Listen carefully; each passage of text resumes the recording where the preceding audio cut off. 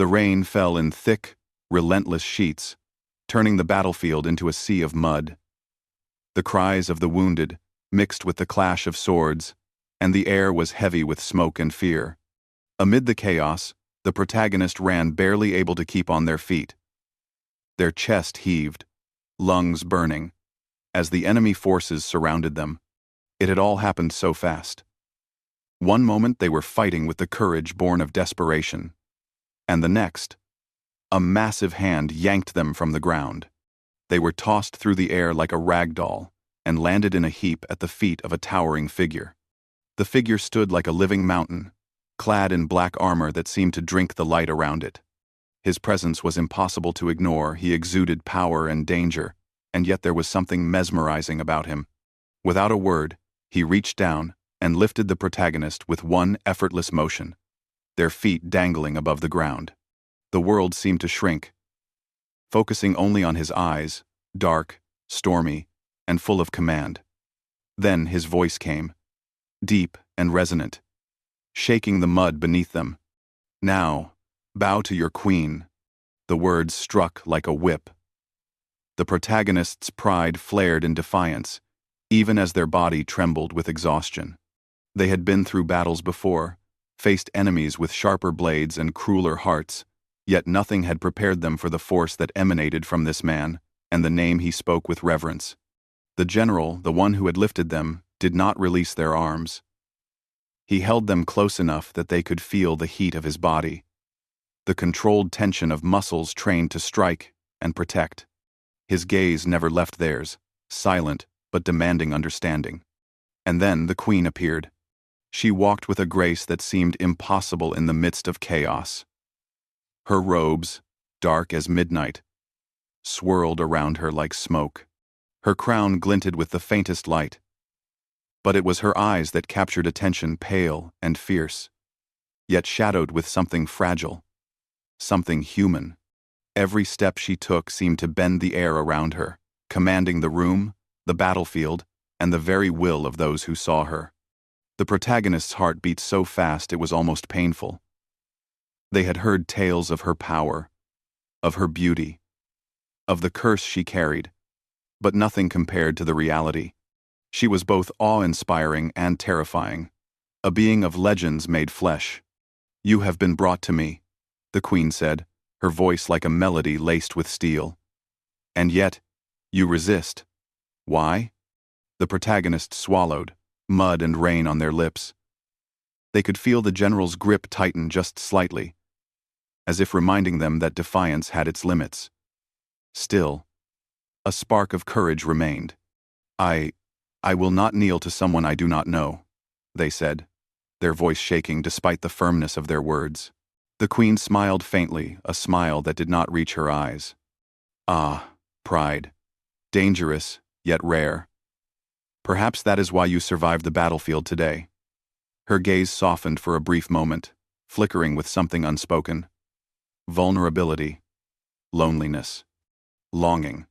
The general's jaw tightened, and for the first time, the protagonist noticed the storm behind his eyes, a mix of loyalty, anger, and something almost like jealousy.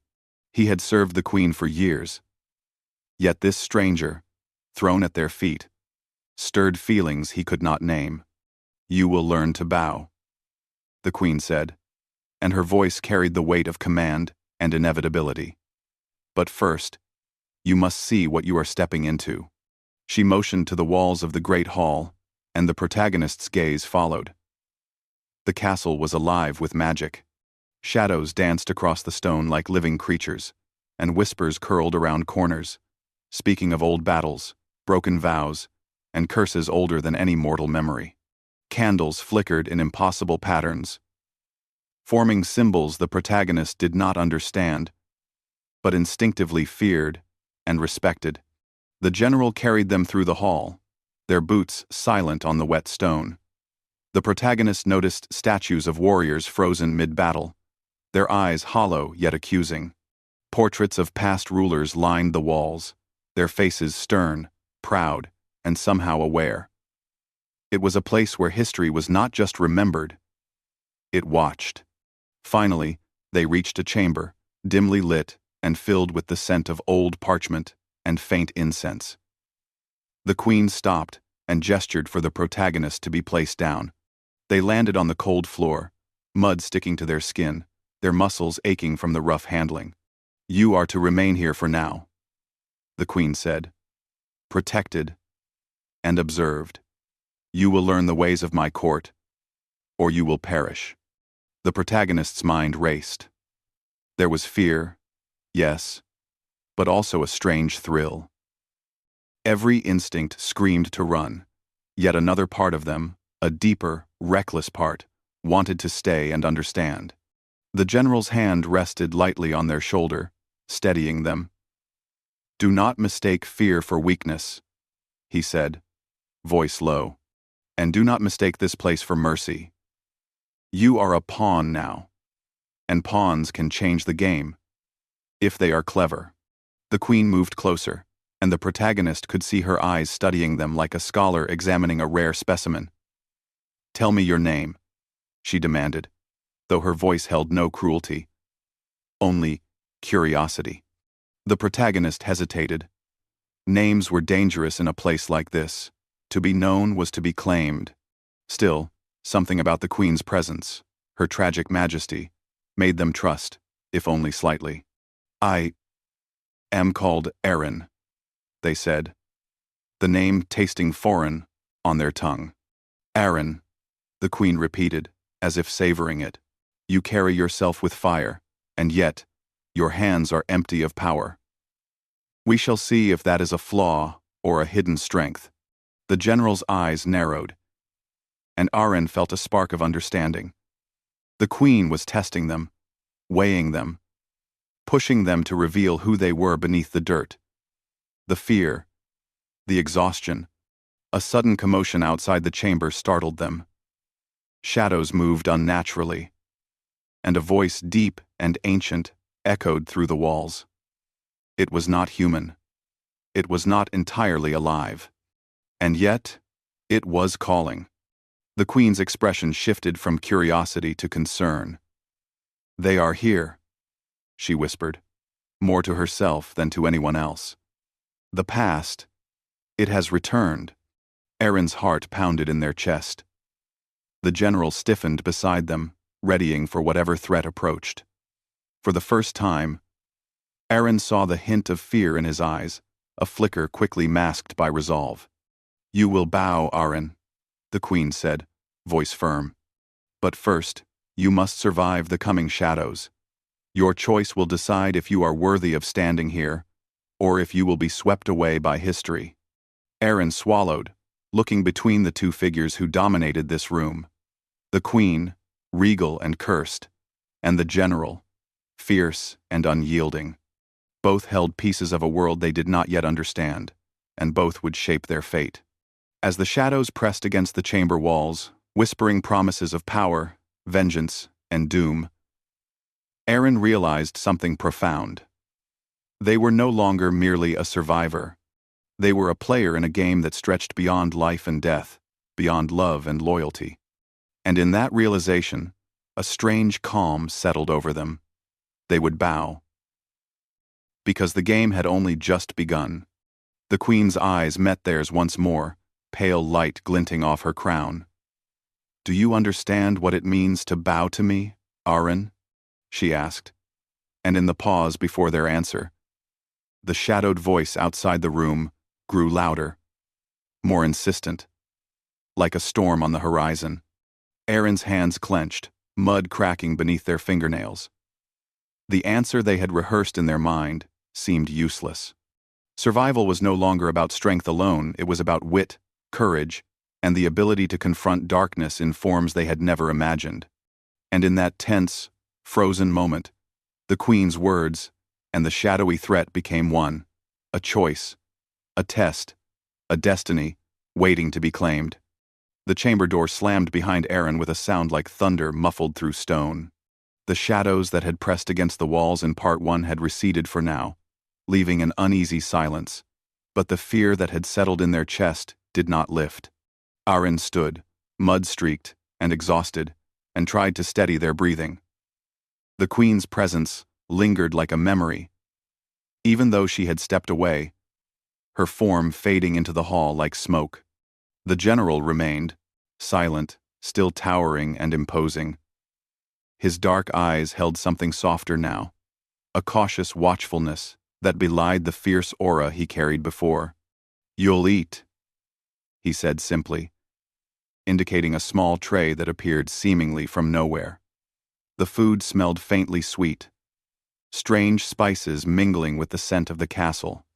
"And sleep, if you can. You'll need strength. The queen tests more than your body. She tests your mind." Aaron approached the tray slowly, noticing the general's hand rest lightly on the hilt of his sword. Even in quiet moments, he seemed ready for a fight. But his gaze kept flicking toward Aaron, as though measuring, calculating, unsure whether to trust or to restrain. "Why are you like this?" Aaron asked finally, unable to keep their curiosity from breaking through fear. The general's eyes darkened. "Loyalty is not simple. The queen has been more than a ruler for centuries. She has carried burdens no one else can imagine. I protect her because she cannot protect herself from the world or the darkness within. And you are now part of that." Aaron swallowed, trying to digest both the food and the weight of his words. Being part of that sounded less like survival and more like stepping into a trap. Yet beneath the fear, a strange fascination began to stir. The next morning came not with sunlight, but with a gray mist that clung to the castle walls. Irene was brought before a different chamber, smaller, gilded, yet with bars of shadow curling across the floor as though the walls themselves were alive. "This," the general said, "will be your home for now. The queen will visit you, observe you, and decide if you are capable of trust. You are protected here, but also confined." The word confined made Aaron tense. Yet, even as their hearts sank, a part of them recognized the strange comfort in safety. There were whispers of those who had entered the queen's court unprepared and had vanished in a single night. "You will not be left alone entirely," the general added. "I will watch. I will warn. But you must learn. You must understand her. And yourself." Irene stepped into the cage-like chamber. The walls were etched with strange runes, faintly glowing as though alive, shifting slightly whenever Irene's gaze lingered too long. They recognized the hum of magic that lingered in the air, a living presence that both fascinated and frightened them. A chair was set in the center. Aaron lowered themselves into it, fingers tracing the carved patterns of forgotten warriors. There was a strange beauty in the carvings, though it did little to soothe the anxiety gnawing at their mind. Hours passed with silence that pressed in on all sides. Aaron tried to rest, but sleep was elusive. The mind refused to quiet itself. Memories of battle, of being thrown at the general's feet, of the queen's piercing gaze all blended into a restless storm. At last, a soft sound drew Aaron's attention. The door opened silently, and the queen entered. Her dark robes flowed around her like ink spilling across the floor, and her eyes, pale and mesmerizing, fixed on Aaron with a look that could cut through stone. "You've survived the first night," she said, her voice low, melodic, but edged with power. "Not everyone does. Most break before the second dawn." Aaron nodded, uncertain whether to be proud or fearful. I want to understand," they admitted quietly. The queen paused. Her lips curved into a faint, almost sorrowful smile. "Most cannot. Most are broken by fear, by desire, by doubt. You..." She tilted her head, studying them. "You might be different. Perhaps you are the kind who can bear the truth of this place and still stand." Ark. Her words struck deep, and Aaron felt a stir of courage mixed with trepidation. "The truth?" they asked. "The curse," she said simply, moving closer. "I am bound by it. To love or to be loved is to invite death, To trust is to risk everything. Those who draw near me cannot escape the consequences. Aaron felt a chill, yet the queen's gaze seemed to soften as it lingered on them. There was vulnerability there, hidden beneath layers of majesty and power, but it was real, almost painfully human. And yet, Aaron whispered, "You allow me here." "Why?" Her eyes flicked toward the general, then back at Irene. "Because the choice is not mine alone. Fate has a strange way of bringing people together. You are an anomaly. I do not yet know if you are a threat or a gift." The general shifted at her words, standing slightly behind Aaron. His face betrayed a flicker of tension. Perhaps jealousy, perhaps worry. Aaron could sense the complicated bond between the two: loyalty, duty, unspoken feelings, and the weight of centuries-old shadows. "You will not leave this room freely," the queen continued, "but you will be free in mind. You will study, observe, and confront what you fear, and I will watch. Do not mistake kindness for weakness." Days passed. The queen visited often, speaking in riddles and challenges, testing Aaron's judgment, courage, and patience. Some tasks were mental, some moral, others seemed absurd, like walking a narrow ledge along the top of the chamber while balancing objects whose significance Aaron could not yet understand. The general remained a quiet presence. He offered advice sparingly, his voice a low rumble that seemed to vibrate in Aaron's chest. Sometimes he helped in ways subtle but critical, moving obstacles out of reach or guiding Aaron with a glance. Other times, he watched with sharp scrutiny, reminding them that survival required both wit and strength. Despite the challenges, a strange bond began to form. The general's presence, initially intimidating, became a source of strange comfort, and the queen, regal, cursed, and untouchable, revealed glimpses of humanity that fascinated Aaron. There were moments when her voice softened, when her eyes lingered, not with command, but with longing, and Aaron could not help but be drawn closer. One evening, as the mist curled against the chamber windows and the faint glow of enchanted runes lit the room, the queen leaned forward, her face illuminated by a soft, golden light. "Do you know why I test you?" she asked. Aaron shook their head, unsure. "Because survival here is not about strength alone. It is about courage, yes, but also wisdom. It is about knowing when to yield and when to stand. And it is about heart." Her gaze was direct, unyielding, yet there was a quiet plea hidden beneath it. "If you can survive this, if you can endure, you might see me not just as a ruler, but as a person, someone burdened, someone who longs, someone who has loved and lost beyond measure." Aaron felt their chest tighten. The words were heavy, filled with unspoken pain. They realized that the queen's curse was not just a danger to others, it was a prison of her own making, and she had never truly allowed herself to be vulnerable before. The general's eyes flicked to Aaron then, sharp and assessing. Aaron could feel his unease, his protective instincts rising. He understood what Aaron did not yet: that the queen's fascination with them was not harmless. Her feelings were dangerous, even for her, and their own heart was now at stake in ways they could not predict. Suddenly, a distant sound shattered the quiet, a rumble of movement, like shadows pressing against the walls again. The air grew thick, charged with a tension that made Aaron's skin prickle. The queen's eyes hardened. "It begins again," she whispered. "The past is not done with me, Aaron. And you are now part of it." Aaron's heart raced. The shadows, the curse, the strange bonds forming between them, the general, and the queen, it was all becoming clear. They were no longer simply a survivor or a captive. They were a participant in something far greater, far older, far darker.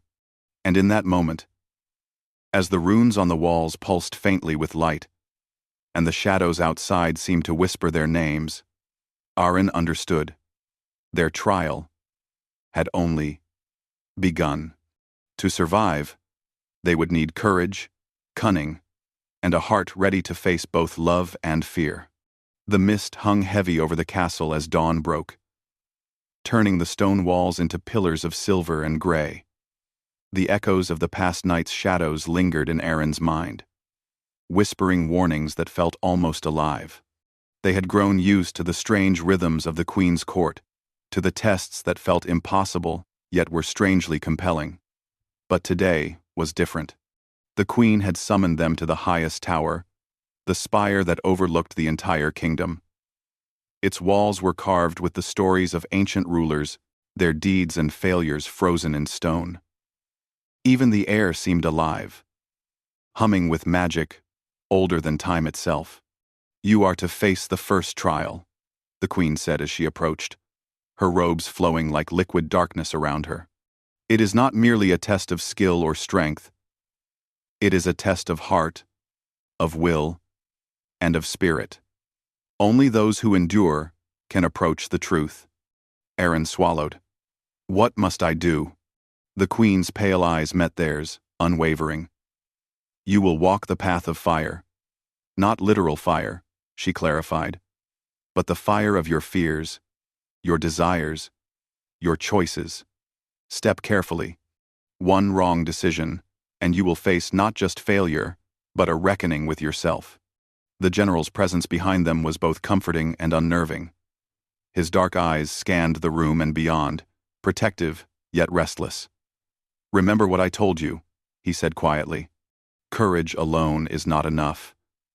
You must think, feel, and endure. Trust yourself, and do not forget me, or the Queen, in the process." Aaron nodded, their pulse racing. The first step onto the path of fire was like stepping onto a bridge suspended over an endless void. Below, shadows twisted and writhed, whispering doubts and fears in voices that mimicked friends, enemies, even their own. Each step echoed, and each echo carried a memory of failure or loss. The air shimmered, bending around them as if the castle itself watched their movements. Aaron's mind raced, recalling battles, choices, and moments of pride and shame. With each step, the whispers grew louder, more insistent. "You cannot succeed." They heard a voice murmur, soft yet certain. "You are not enough. You never were." Aaron's legs trembled, their fingers clenched tight. His voice, low and steady, came to them as though from the shadows themselves. "You are stronger than you know. Trust yourself." Steeling themselves. Aaron focused, drawing strength from the memory of his eyes, the intensity of his loyalty, and the strange, magnetic pull they felt toward the Queen. Each step became deliberate, a dance of courage and calculation. Halfway across, the shadows shifted, forming shapes of people from their past figures who had hurt them, abandoned them, or doubted them. The whispers became cries, accusing them of weakness and failure. Aaron faltered. For a moment, it felt as if the void would swallow them whole. But then, the Queen's voice rang out, melodic yet commanding. "Do you bow to fear, Aaron? Or do you rise above it?" Aaron's chest tightened, and a surge of determination lifted them. "I rise," they said aloud, firm, though their voice trembled. "I will not be ruled by shadows." The shadows recoiled, flickering like dying embers. The path ahead became clearer, though still fraught with challenge. At the end of the trial, a final obstacle awaited. A chasm that seemed impassable. The general stepped forward, offering his hand, his gaze sharp, but gentle. "You will not be alone," he said. "Take my hand, if you must." Aaron hesitated, heart pounding. To reach the end, they would have to trust not only their own strength, but also the bond forming between them and this man, who had once been a figure of fear. Slowly, they reached for him. The moment their hands touched, a warmth surged through them, anchoring them in courage and clarity. Together, they crossed the chasm. Step by step, the shadows, retreating before the strength of connection, trust, and shared resolve. When they reached the other side, the queen was waiting, her expression unreadable, yet intense. "You have passed the first trial," she said softly, her voice carrying both praise and something more, something like hope. "Not many endure as you have. Few would have dared to trust, to feel, and to rise above." Aaron's chest heaved, their hands still tingling from the general's touch. The trial had tested not only their courage but their heart. And in that trial, a strange bond had been forged not just with the general, but with the queen herself. "You see now," the queen continued, moving closer, her pale eyes studying them, "that the curse I bear is not merely a punishment, but a mirror. It reflects fear, desire, strength, and weakness. To face it is to see yourself clearly and to choose your path despite the risk." Aaron felt the weight of her words, the layers of meaning beneath them. They realized that every interaction, every challenge, every test was shaping not only their fate, but the queen's, and perhaps the general's as well. The general's gaze softened for a fleeting moment. "You've done well," he said quietly, voice low, but carrying a warmth that made Aaron's chest tighten. "But the trials are only beginning. The curse will test more than courage next." The queen stepped forward then, the light glinting off her crown like fire caught in water. "Aaron," she said, her voice almost a whisper, "you are no longer simply a survivor. You are now part of this kingdom's fate, and in time, you may be part of mine." Aaron's heart leapt at the words, confusion and longing warring within them. They had come seeking survival. Yet now, they felt the stirrings of something deeper, a dangerous, compelling fascination with both the queen and the general, each commanding in their own way, each drawing them into a web of power, loyalty, and emotion. As the day waned, the queen led them to a gallery of mirrors, tall, black-framed, reflecting not just appearances, but possibilities. "Look," she instructed. "What do you see?" Aaron stepped forward, seeing their reflection twisted and changing in the mirror's glass. At times, it appeared strong and confident. At others, frail and uncertain. Shadows seemed to move behind the image, whispering fears and regrets. "This is what the curse shows," the queen said softly. "It reveals not what is, but what could be, what is feared and what is desired. To confront it is to confront yourself, and by doing so, to confront me." Aaron's breath caught. "And the general?" they asked, thinking of his protective presence. The queen's lips curved faintly. "He, too, must face what binds him, but his path is his own. Do not rely solely on him, or you will falter. Under mentor, to ever. Under mentor, under mentor, under mentor, under mentor, under mentor, under mentor, under mentor, under mentor." The room grew colder as the sun dipped below the horizon. The mirrors seemed to pulse with an inner light, casting flickering shadows across the floor. Aaron's own reflection shimmered and then solidified, their gaze meeting a version of themselves that seemed both familiar and strange. Strong, brave, yet touched by fear and longing. "You are ready for the next trial," the queen said, voice echoing softly in the gallery. "But beware, Aaron. Every choice carries consequence. Every action changes the threads of fate. And the heart is always the most dangerous battlefield." The general stepped closer, offering silent support. His eyes, dark and unwavering, held a promise of protection and loyalty, but also a challenge. Trust him. Yes, but do not forget your own strength. Aaron felt a surge of resolve. The trials were far from over, yet something inside them had shifted. They had crossed chasms of fear, resisted the whispers of doubt, and discovered courage in the bond with the general. And beneath it all, a strange, trembling fascination for the queen began to take root, a mixture of fear, admiration, and an unspoken yearning that neither dared voice. Suddenly, the gallery doors slammed open. Shadows surged through the room once more, writhing and whispering like a living tide. The mirrors rattled violently, and the air became thick with magic.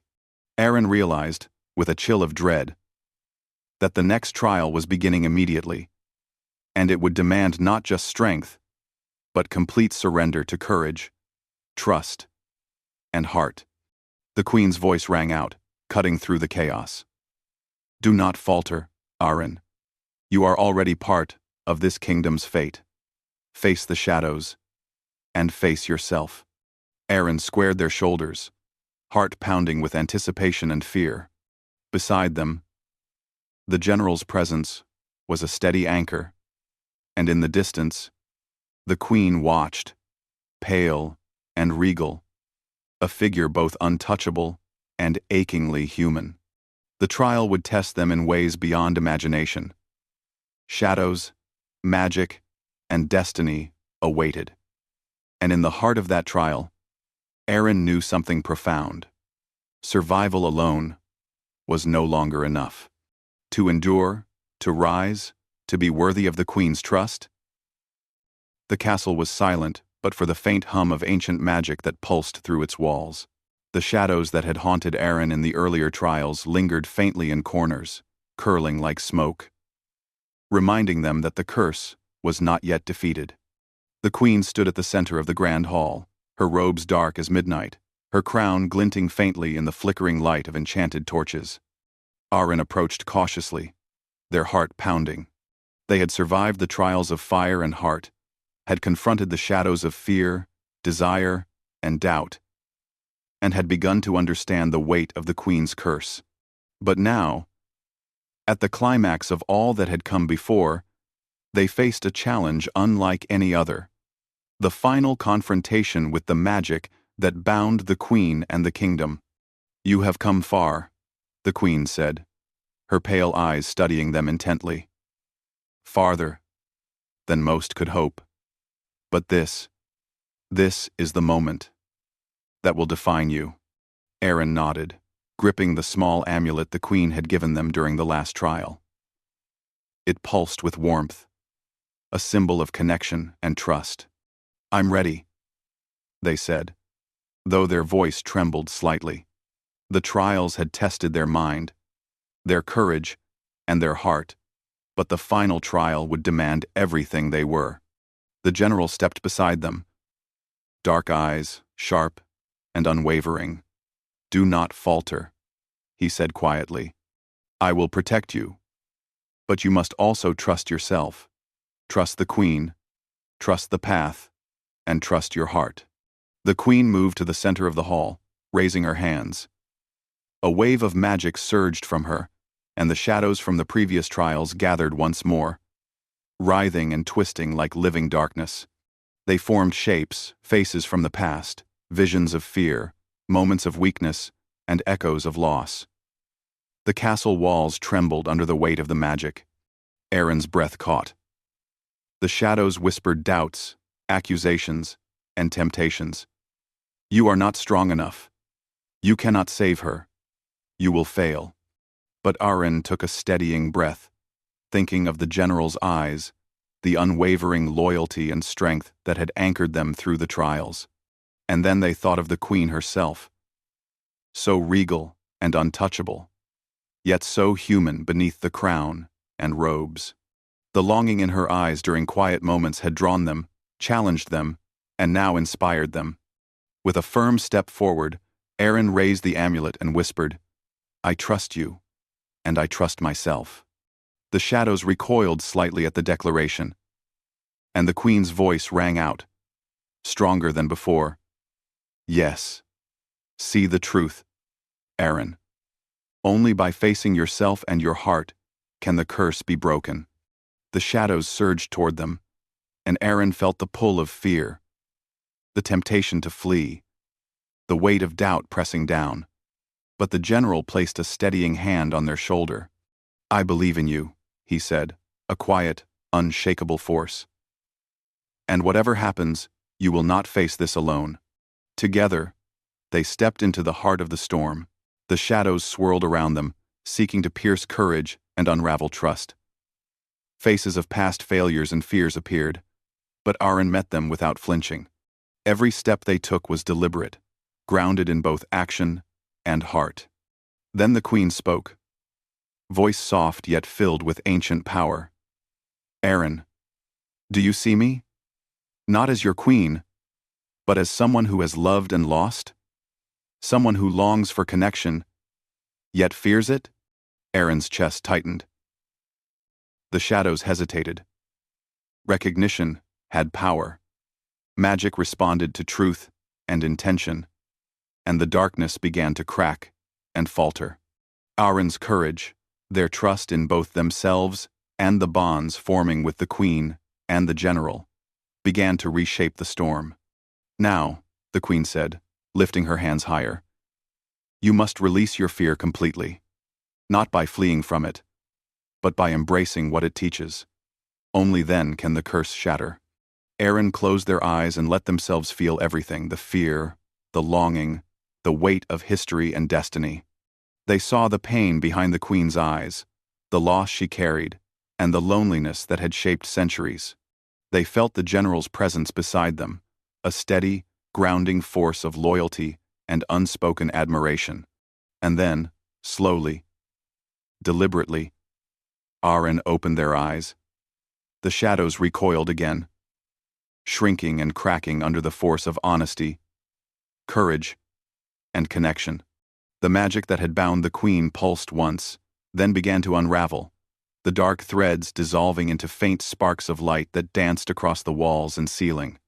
The general exhaled, relief passing through him. "It's working," he murmured. The queen lowered her hands, and for the first time in centuries, her shoulders relaxed. Her eyes, pale and radiant, met Aaron's fully, a mixture of awe, gratitude, and something more, something vulnerable shone in her gaze. "You have done what no one else could," she said softly. "You have faced the curse. And yourself.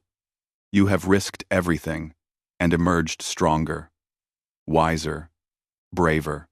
Aaron felt the exhaustion of the trials in their bones, yet also a strange lightness, as though a burden they had not known they carried had been lifted. And beneath that, a stirring warmth, affection, admiration, perhaps even love, grew stronger toward the queen and toward the general, who now looked at them with a mixture of respect, relief, and something unspoken. "Aaron," the queen continued, stepping closer, "you have bowed in courage, in honesty, in trust. But now, bow in understanding. Bow not in fear, but in recognition of what has been endured and what has been gained."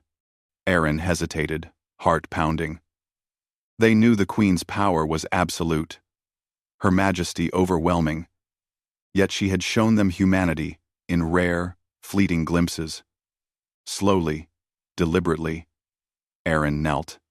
Not in submission, but in acknowledgement of the queen, of the trials, and of the bonds that had formed through courage, trust, and shared struggle.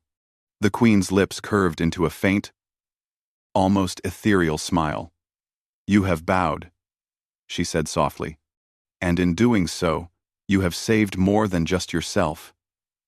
You have saved me, the kingdom, and even the general, though he may not yet realize it." The general stepped closer, kneeling on one knee beside Aaron. "You were brave beyond measure," he said quietly, "and you were wise.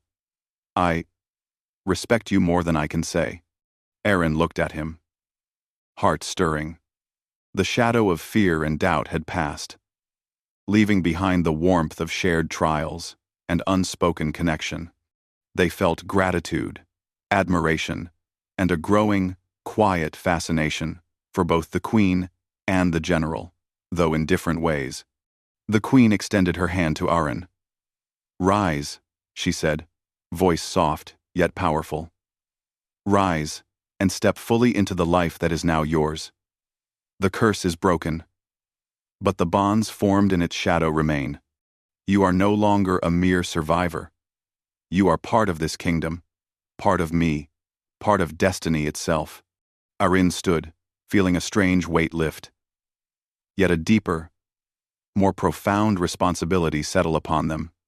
The curse was gone. The shadows had been faced, and the trials were complete. But the story, their story with the queen and the general, was only beginning. The general offered a rare, small smile. "You've earned this," he said simply, voice warm and sincere. "And know this, whatever comes next, you will not face it alone." But the queen's gaze lingered on Aaron, her expression a mixture of awe and something more tender, almost human in its vulnerability. "Do you understand now what it means to bow?" she asked. Aaron's heart beat faster. They had bowed not out of fear, but out of recognition. Recognition of courage, trust, and the bonds that connected them to these two extraordinary people. "I do," they said softly. "And I will not forget what has been given to me." For a moment, silence fell. The castle seemed to exhale, the magic that had pulsed and hummed for centuries settling into stillness. Light began to filter through the high windows, soft and golden, painting the walls and floors with the warmth of a new beginning. The queen lowered her hand, letting it rest lightly at her side. "Rise, Aaron. You are free. And yet, bound in ways only the heart can understand." The general stepped closer, a silent promise in his gaze. The trials were over, the curse had been broken, and the bonds of courage, trust, and respect had been forged in fire. Yet, in the quiet of the hall, Aaron knew that this was not the end of their story. It was a beginning. The shadows had passed, but the memory of fear, courage, and the thrill of connection remained, woven into the heart of the castle and into the hearts of those who had faced the trials together. And as Aaron stood between the queen and the general, they felt it fully. The weight of destiny, the power of trust, and the stirrings of something deep, enduring, and profoundly human. The queen finally spoke again, voice soft but carrying authority. "Aaron, you have bowed in spirit, in trust, in courage. Step forward now and claim what is yours, your place in this kingdom, and perhaps a place in my heart as well." Aaron met her gaze, then the general's, and felt a quiet, overwhelming certainty. They had survived, endured, and grown. And in that moment, the bond that had formed through fire, shadow, and trials was undeniable. They had bowed, but not in submission. They had bowed in understanding, in respect, and in the knowledge that hearts, courage, and trust were stronger than any curse. The first rays of sunlight broke over the horizon, illuminating the grand hall. Shadows fled, the air shimmered with the fading remnants of magic, and the future, bright and uncertain, awaited. Aaron smiled softly. The trials were over, the curse was broken, and the bonds they had forged would shape their destiny forever.